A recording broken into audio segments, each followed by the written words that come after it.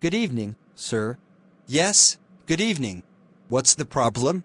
I have been suffering from fever for a week. My exam is knocking at the door. Do not get worried. Everything will be okay. Let me check you up. I have also cough along with my fever. Okay, I see. What are the signs of your fever? When do you feel temperature high? It is usually 5 p.m. to 10 p.m.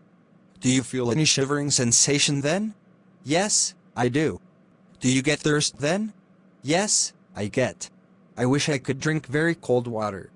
Did you take any sort of treatment previously? Yes, I was under the treatment of a village quack. Please, show me the prescription.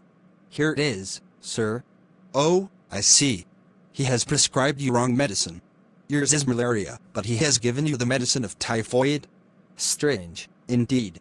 Yes, let me prescribe you some right medicines. Thank you, sir. You are most welcome.